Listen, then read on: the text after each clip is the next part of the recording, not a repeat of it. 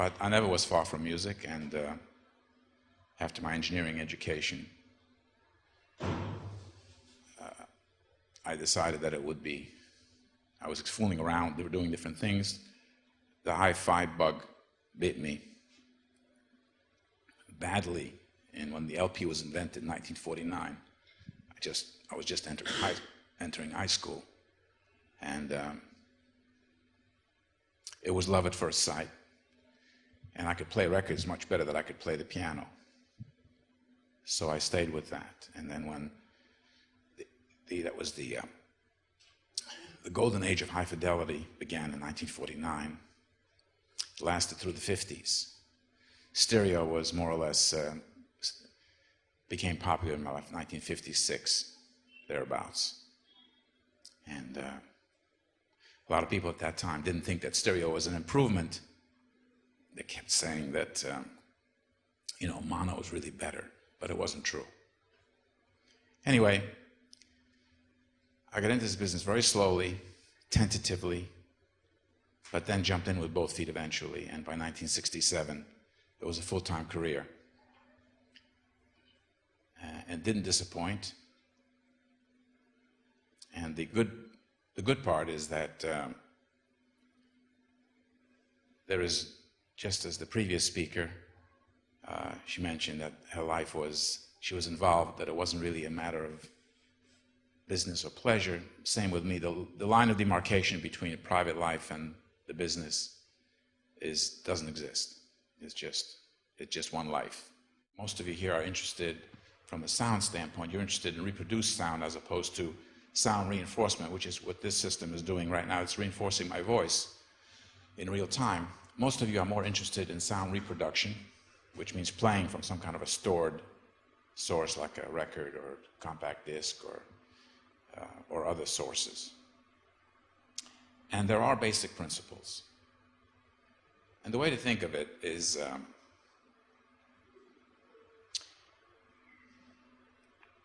imagine 5 panes of glass vertically.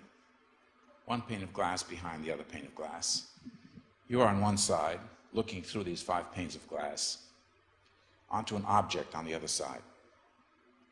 Each one of these panes of glass can represent a component in the sound system.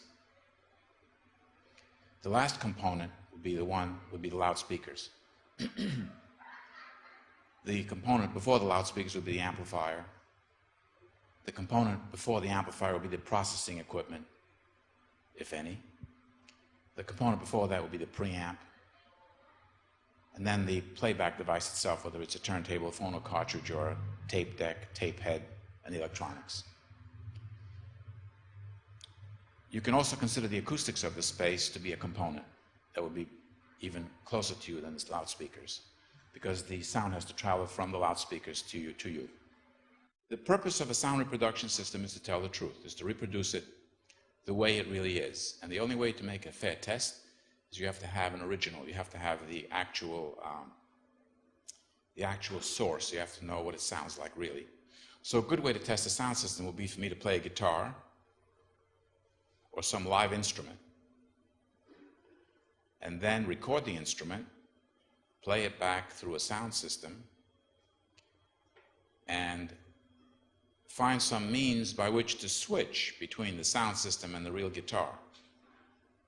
And that's easier said than done, because the moment you record the guitar in this room, you add reverberation from the room, and even if you have a perfect sound system, the guitar will never sound the same as it does if I'm just playing it. So it's difficult to make that kind of a test physically, but it can be done.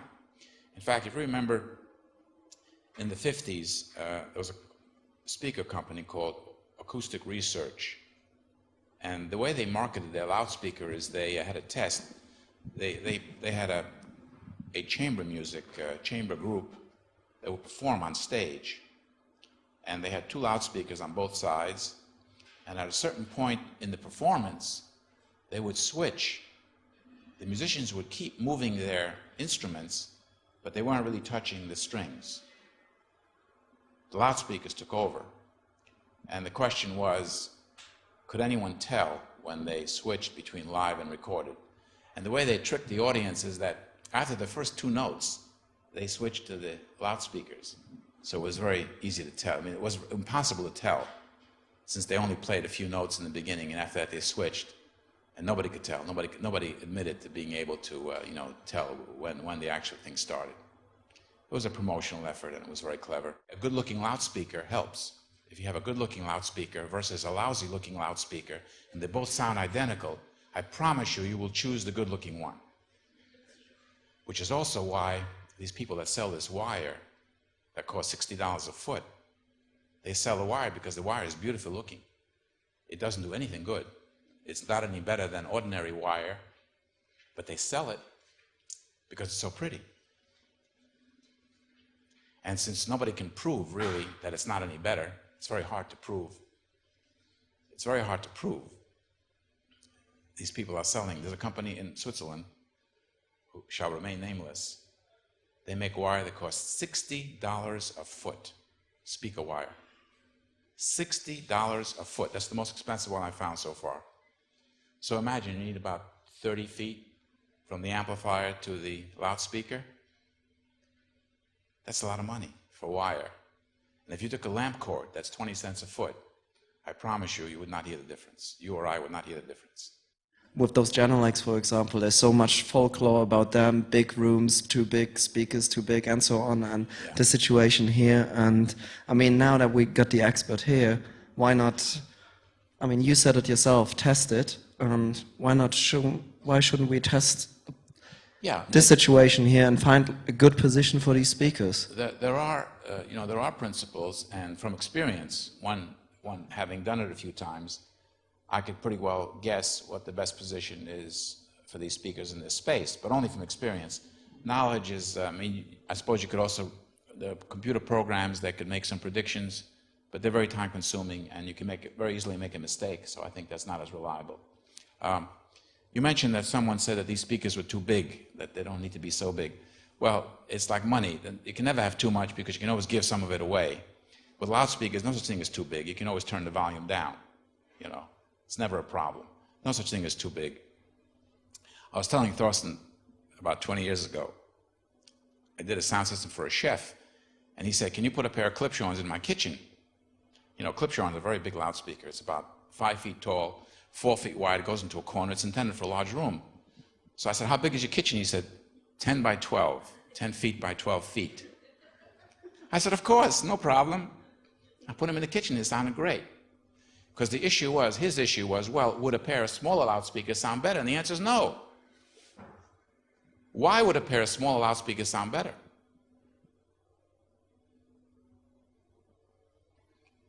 So these are wonderful speakers. The only question I had was whether they might sound better if they were on the floor rather than on top of those cable reels. I think the reason they were raised is because so the tweeter that's on top can go over the heads of the people in front so the people in rear could hear. Otherwise, if the speaker was 1.5 feet lower, the people's heads in front would block the high frequencies. They go in a straight line. And so the people in the rear might not hear as well. I think that's the reason they were raised. But simple as that, what is a frequency? How does it work? Frequency? Well, sound is composed of a wide range of frequencies. Low frequencies, the bass notes, and high frequencies, which are the high notes. And most humans can hear the range of approximately between 20 hertz, which is very low frequency, sort of in the feel range, up to roughly 18, 19 kilohertz. As you get older, you don't hear so good in the very high end. Most human speech falls in a range of around 100, 150 to about 12, 13,000. And up there is just overtones. The bulk of the frequency range is kind of in the mid-range for speech. Instruments have a much higher, greater range, and what separates the sound of the instruments is the very, very high frequencies. It would be nice if sound systems would reproduce this entire range error-free, where each frequency was same intensity going throughout the range. That's difficult to do.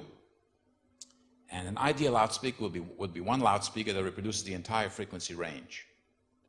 That would be nice. There was a company in England that tried that. I don't remember the name of the company. It'll come to me. They had a 5-inch loudspeaker, just a 5-inch loudspeaker, and it was made into a horn-loaded cabinet. So they were able to reproduce the bass and also the highs, but the highs only went to a certain point. They didn't go high enough. Because to reproduce highs, you really need a small unit. Otherwise, if it's big, it focuses the sound too much.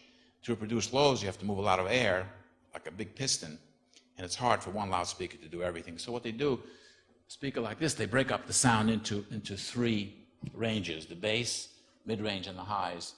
And the crossover network determines which are the high frequencies, which are the middle, and which are the lows, and it sends those frequencies to the different loudspeaker drivers.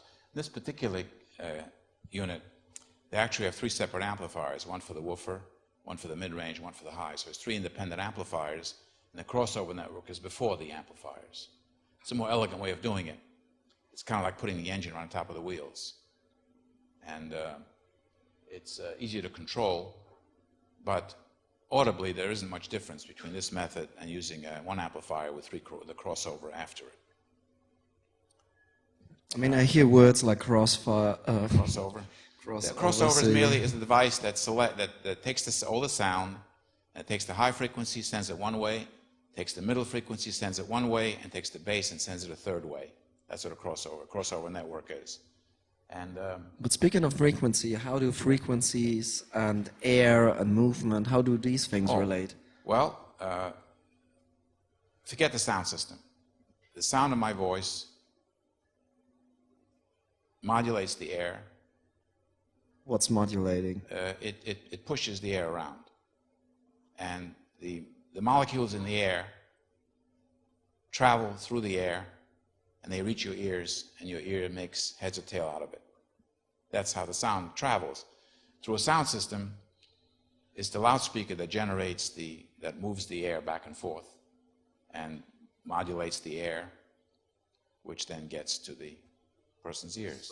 Most of the energy in the sound is in the low frequencies. That's why for low frequencies you need a lot more power than you do for high frequencies. Tweeters need very little power, but bass loudspeakers need more power. And this is a direct driver loudspeaker. That means that all the sound that this loudspeaker puts out comes out through the front.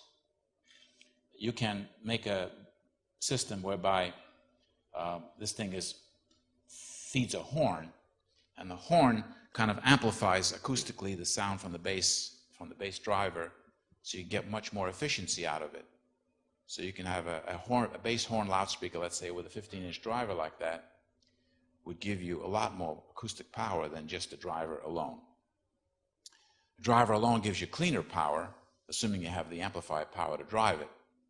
In a bass horn arrangement, you usually need a corner or some kind of a much larger enclosure. And you get more efficiency, so you don't have to have so much power. Or the same power goes a longer way. So what would happen to make it more understandable if I compare a sound system in a club to, let's say, a Jamaican sound system I see on the streets of Nottingham Carnival or a Sound Clash? What's the difference between those so that we get away from the specific terms but understand what is actually happening there? Well, you mean where you see big loudspeakers in a carnival? There's no difference. It's really the same thing, except that in a club, in a room, the sound is affected by the space, acoustic space, whereas outdoors, the sound goes out and doesn't get reflected very much. It just keeps going. It's much easier to make an outdoor sound system than it is to make a sound system in a room, because the room is always, the sound system in the room is always affected by the room. And it's hard to make a good, the room is usually the enemy, it's not the friend. This particular room happens to be a very good room acoustically because the ceiling is not parallel to the floor. That's enemy number one, when you have a ceiling that's parallel, especially when it's hard surfaces. The second is that this is slightly perforated, so that means that it's absorbent to some degree, ceiling. Third, we have a nice rug on the floor that absorbs some frequencies. We don't have too much glass. The glass windows are not floor to ceiling, like some rooms are. And the surfaces are very irregular. The more irregular you can make the surfaces, the better the acoustic's going to be. An ideal room would be the golden rectangle in Greek mythology. You hear of the golden rectangle. The golden rectangle is a rectangle where each side of the room is times the square root of 2 of the other. Square root of 2 is about 1.416. So imagine a room that's, let's say, 10 feet by 14 feet by about 21 feet. That would be a golden rectangle, any of those proportions. Those proportions, that seems to be the best for sound. And where no two surfaces are parallel, so you have to have skewed walls. Whenever you see a recording studio, generally that's how they're made. And those are ideal rooms, but we normally don't have the choice. We go into a space, and the room is given, so we have to work within the room. We have no choice. We can't really fool around too much. All you can do is you can pad some of the walls with, you can put cylinders in them. A cylinder is a diffusing element, diffuses the sound, as opposed to a focusing element, which is a concave surface. That's the worst.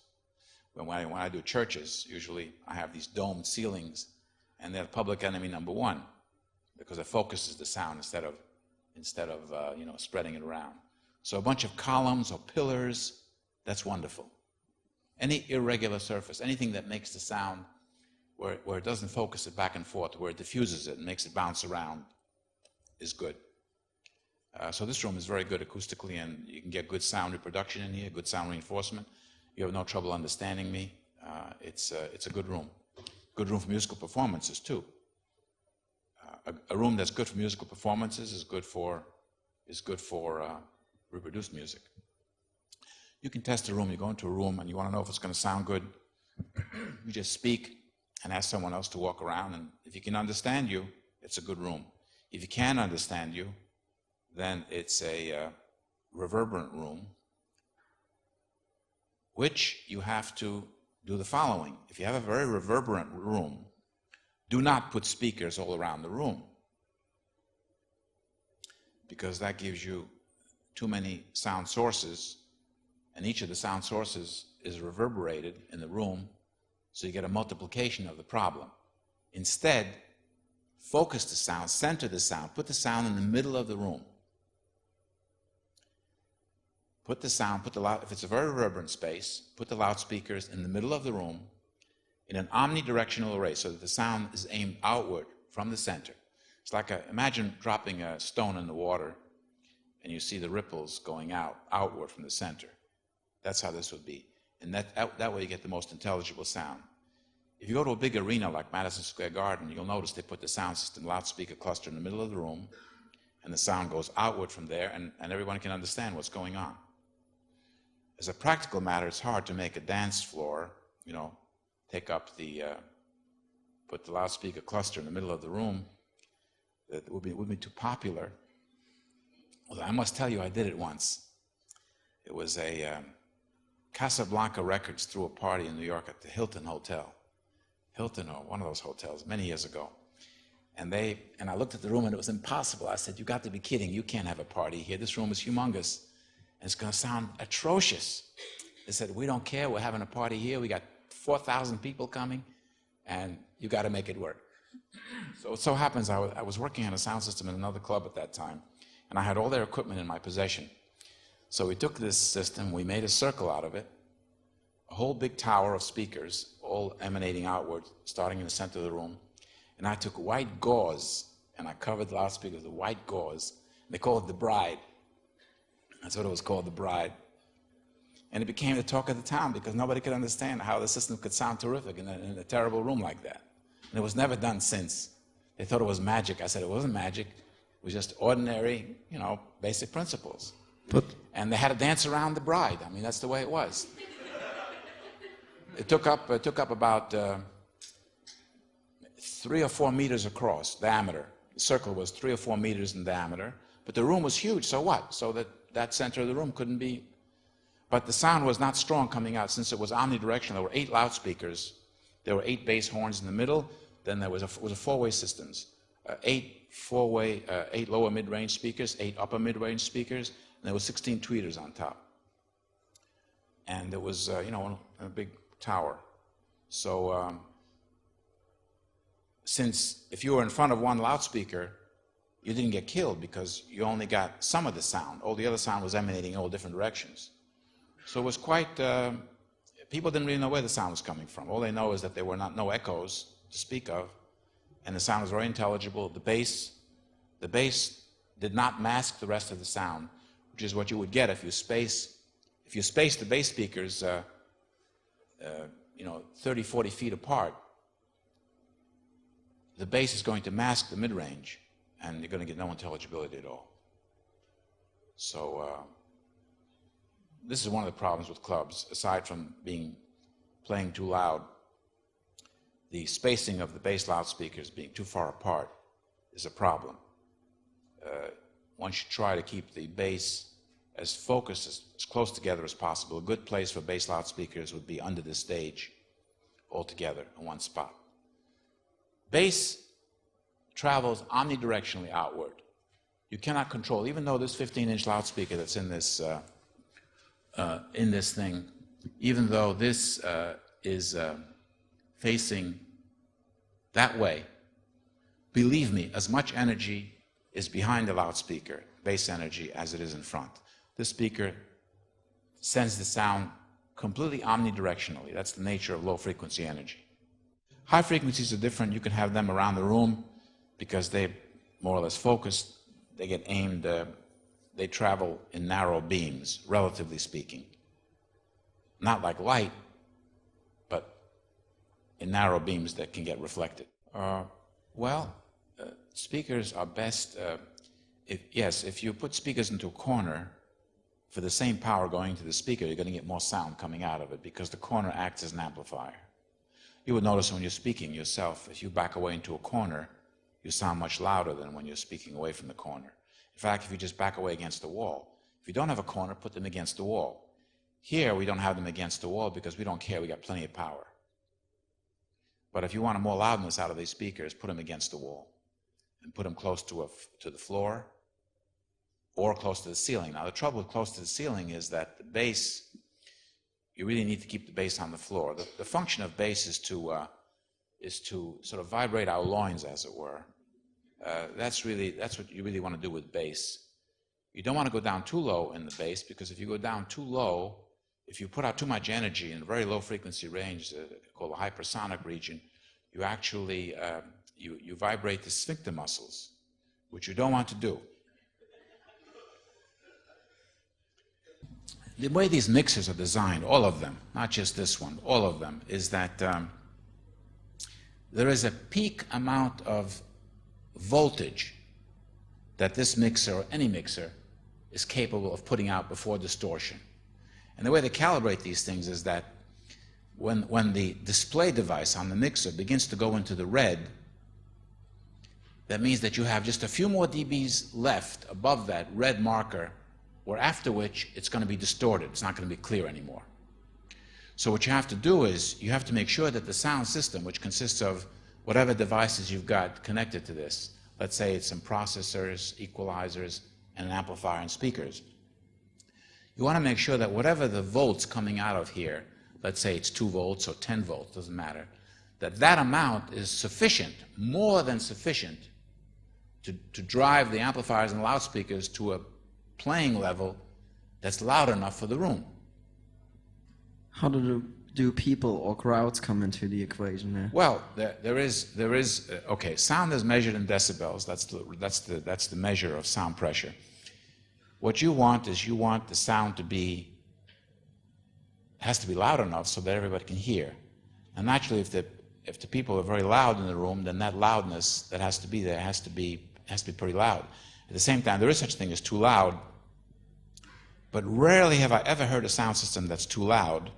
What I have heard mostly is distorted sound, which sounds louder than it really is.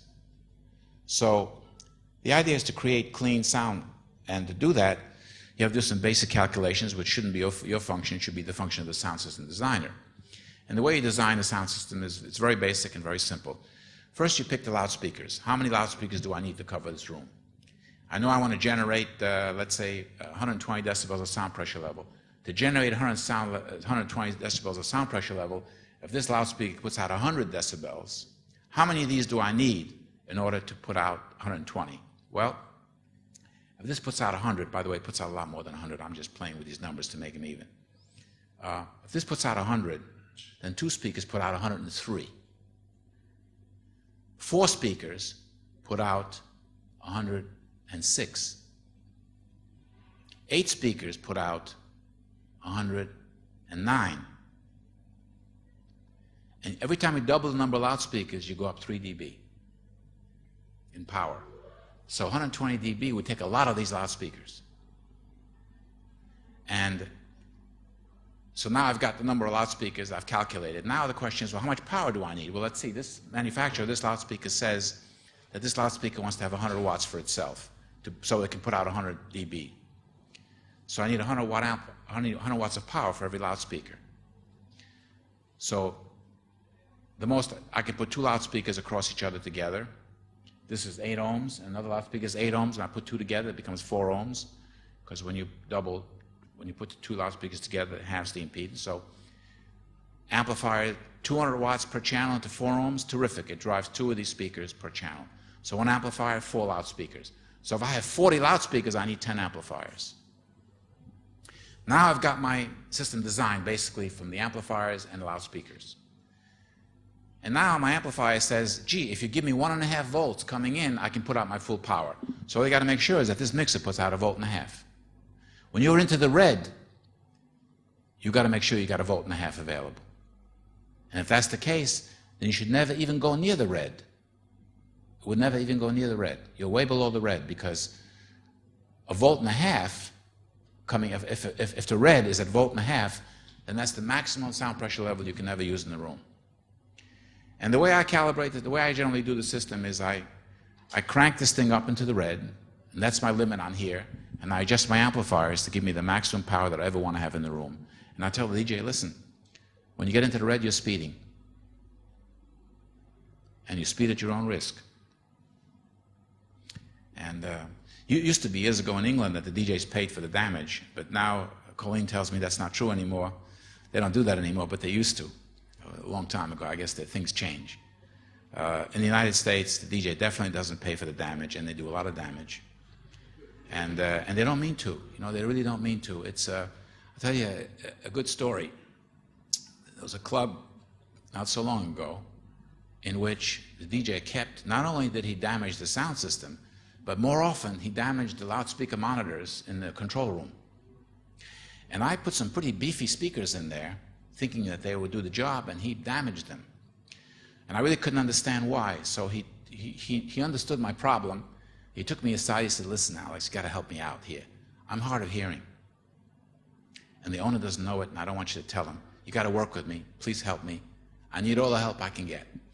So, you know, it happens. He was a wonderful young man, had a big following. He was a great DJ. He was hard of hearing. I had to put in real studio monitor speakers, not unlike these, which is really overkill, but he needed them to hear. And he never blew another piece of equipment after that on the dance floor, once he had his monitors that he could hear. In clubs, if you stay in clubs long enough, where they're playing sound pressure levels of 120, 125 decibels, your hearing will be impaired irreversibly.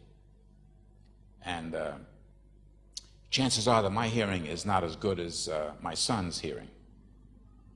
I mean, I can still hear everybody pretty well, I can have a conversation, but if my hearing was measured, probably there's some damage because of the, you know, because of my vocation.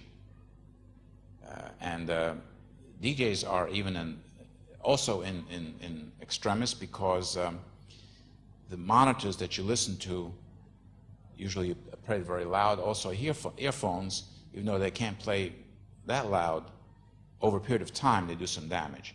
So you really have to take defensive action if you want to protect your hearing. You're all very young. You have a long life ahead of you, and you really need to be aware of this. Don't be heroes, and not to be in places for any real long period of time where there is high sound pressure level. As to what the sound pressure level is, it's going to take a little study on your part to know. It's a complicated subject, and I can't just give you direct numbers that wouldn't make any meaningful without a lot of explanation. it's fair to say that the OSHA, which is the Office of something or other, the United States, they publish a list saying what's safe and what's not safe. They're a little too much. It's a little too conservative, their estimates. According to them, if you're in a room with 95 decibels for 3 hours, you're going to get hearing damage. Well, 95 decibels is loud conversation in the room will be 95 decibels. So that really isn't practical. But you do have to make some determination for yourself as to how much is loud. And one of the problems is that, you know, if you're in a room where there's a sound system playing, as you stay in there for a long period of time, after a while you don't realize how loud it really is. A person walking in from the street, they get hit right away very hard, and they know that it's loud, and you don't realize it. So what happens to you, because your threshold shifts, and there comes a time when if you bring your watch up to your ear, you couldn't hear the ticking anymore, because your threshold of hearing has shifted, and the ears are dead for a certain period of time, then they'll recover again, assuming that you did not sustain permanent damage. So I think you need to get a little education in that area, find ways to look it up, you'll find it, and find out, and if it might not be a bad idea to have Radio Shack sells a cheap sound level meter for under $50, and the sound level meter can tell you in decibels how loud the sound is where you're hanging out. And those who are exposed to sound over a long period of time, they're the ones that I'm really concerned about. The ones that you go in for a few minutes into a place or half an hour or so, it's no problem. It's just a sustained presence in a sound environment that's very loud is very detrimental. I've read someplace, some study that they said that if you like the sound that's being made or the noise, if you like it, it gives the ears some kind of protection, as opposed to if you don't like it. Because if you don't like it, there's some kind of a wince muscle, you know, and the wince muscle, it exacerbates or makes the problem worse. I don't really know if that's true or not, to be honest with you. I have my doubts, but I did read that someplace. So, you know, the idea of the article would say, well, gee, if you love the music, it's okay. Well, I don't think so. I think the ears really have no way of telling if you like it or not, and the heart may long for it, but the ears are connected to the heart, but they also have little follicles in there, in the inner ear, which get burned whether the heart likes it or not. So I think you need to take some defensive measures, and the hearing is the only mechanism, you know, you can't shut it down. I mean, there just are no lids, so you have to protect it, and then you have to be smart about it. Whether you can use these ear protectors or not, that's a personal thing. I myself find it very awkward, because when you stick those ear protectors in, they don't protect across the board at all frequencies, so the sound that you do hear doesn't sound natural, and so it's not a satisfying experience. And it's better than nothing, I suppose, and it will protect you to some degree, but I don't think that's the solution. I think the solution is not to be in the place where you're really not wanted. Which then brings us to the corollary to this argument, which is, why, for heaven's sake, would anyone want to stay in a place that has damaging sound pressure levels being used? That's the question that I think I'd like to address for a few minutes. It's a good question. You know, when you hear bands play, live bands, two things that I notice immediately. The poorer the band, the more they speed up as they play. They don't keep a steady beat. They speed up. They start slowly and they speed up inadvertently. I don't think it's deliberate. Number two is they get louder when they play. And the explanation for the first is that they're not aware of speeding up. It's natural. They get excited, you know, and they don't have the presence of mind and the discipline to hang back a little bit on the beat. The drummer is really the one that's supposed to guide them, but he gets carried away too, so they stop. The speed of the beats per minute at the end of the song guaranteed is higher than the beats per minute when they start. Whereas the professional band, that's not their problem. They don't have that problem. Now, also getting louder. They get louder because they think that they're going to energize the audience more with their loudness. DJ thinks the same way. He doesn't speed up because he's got a machine that keeps steady beat, and he's playing a record that was made in the studio that's probably on speed.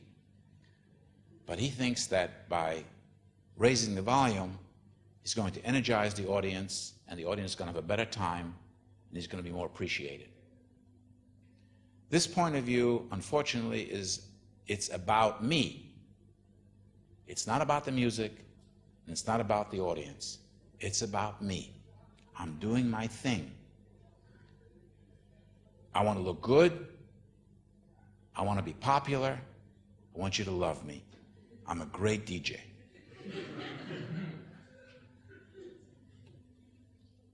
And if you don't believe so, I'm going to make it louder. And this is a disease. It's a disease. And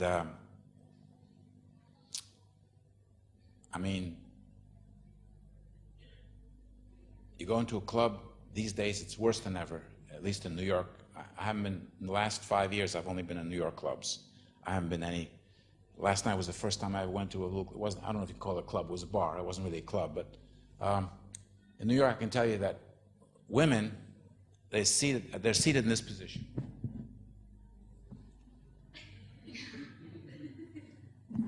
Now, you don't have to be a shrink. You don't have to be a shrink to know that that's a defensive posture.